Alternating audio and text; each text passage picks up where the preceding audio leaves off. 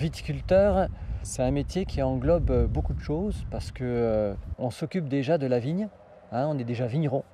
Donc de la taille, tout le processus de faire pousser les vignes et d'avoir des raisins, jusqu'au vendange. Et après, le vigneron se transforme en vinificateur, donc va transformer ses raisins en vin par la vinification. Vinification, c'est les raisins, on les met en cuve, le jus de raisin qui est sucré va se transformer en alcool par les levures. Donc tout notre rôle, c'est de diriger ces fermentations pour exprimer tout le potentiel qu'il y a dans le jus de raisin. Et puis après, les vins vont être en élevage, donc on va ce qu'on appelle les élever, hein, donc les mettre en fût, là où ils vont rester entre 14 et 18 mois avant d'être mis en bouteille et puis commercialisés. On fait vraiment de A à Z de la production agricole jusqu'au produit fini.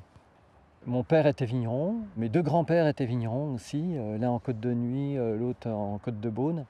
Et leur père et grand-père et arrière-grand-père l'étaient aussi, donc une longue lignée de vignerons.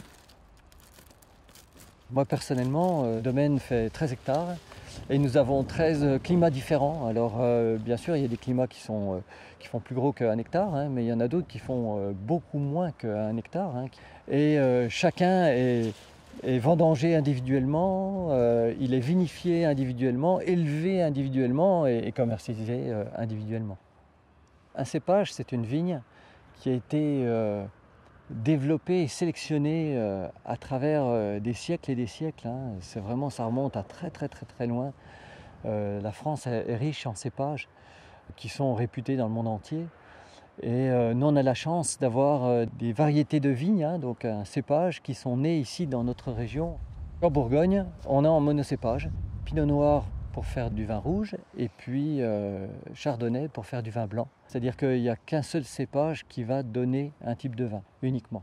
Ce sont des cépages qui n'ont pas une personnalité très forte, hein, mais qui expriment par contre au mieux toute la diversité que l'on peut avoir au niveau du sol, du sous-sol, de l'exposition, enfin du climat quoi en fait. Après c'est à nous viticulteurs de faire le maximum pour préserver ce potentiel-là et arriver au meilleur des vins.